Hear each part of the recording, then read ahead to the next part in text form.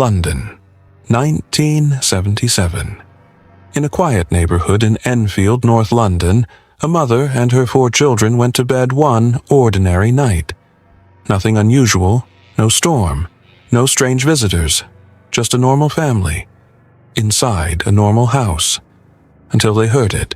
Knock. A sound from inside the wall, then again. Knock, knock, knock. The mother, Peggy Hodgson, rushed into the room. She checked the walls, the doors, the windows. Nothing.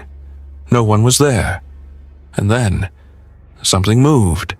A heavy chest of drawers suddenly began sliding across the floor, right in front of them. Nobody was touching it. The family panicked, neighbors were called, and eventually, the police arrived. One of the officers later reported seeing a chair move several feet across the room without anyone touching it. But that was only the beginning. Over the following days, strange things started happening inside the house. Toys flew across rooms. Marbles appeared to move on their own. Lego pieces were thrown through the air. And then, a photographer who had come to investigate was suddenly struck in the forehead by a flying Lego piece. He turned around. Nothing. No one was standing behind him. And then, something happened that made the entire case even more terrifying. Paranormal investigators began spending nights inside the house. They brought cameras, recording equipment, notebooks. They watched the family. They watched the rooms. They waited. And then, they heard her. 11-year-old Janet Hodgson. At first, it sounded like a strange noise. Then the sound changed. It became the voice of an old man. A deep, rough, unnatural voice. But the voice was coming from Janet's body. The investigators claimed that the voice did not sound like the little girl they knew. Then the voice said something terrifying. "My name is Bill Wilkins." The voice claimed that Bill had once lived in the house, and that he had died there. Then it described how he supposedly died. He had suffered a brain hemorrhage. He had lost his sight, and he had died while sitting in a chair downstairs. Investigators later claimed that some of these details matched the history of a former resident. But then came the question, how could an 11-year-old girl know these things? Was Janet really being controlled by something? Or was she pretending? Because later, the children admitted that they had faked some of the incidents. And suddenly, the entire case was thrown into doubt. Skeptics said, it's a hoax.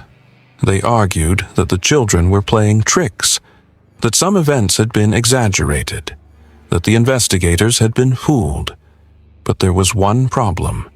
The police had witnessed strange events. Neighbors had witnessed strange events. Journalists had witnessed strange events. Investigators had witnessed strange events. So, were they all lying?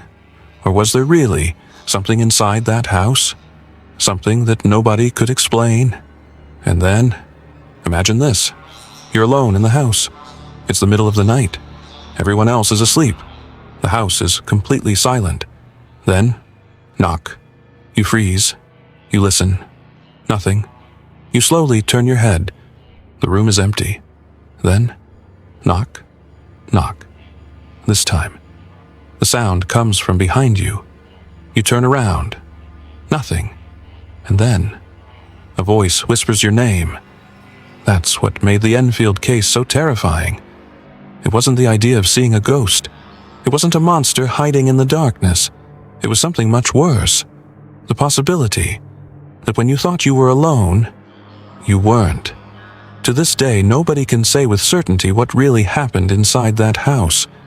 Was it a ghost, a poltergeist, a psychological phenomenon, or an elaborate hoax created by children? Perhaps.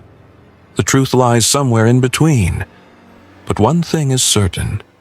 In 1977, something happened inside that house in Enfield.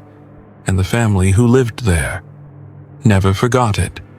Because sometimes the most terrifying question isn't, "Is there a ghost in the house?" It's this: what if the thing making those sounds is standing right behind you? Knock, knock, knock. And this time, you know you're not alone.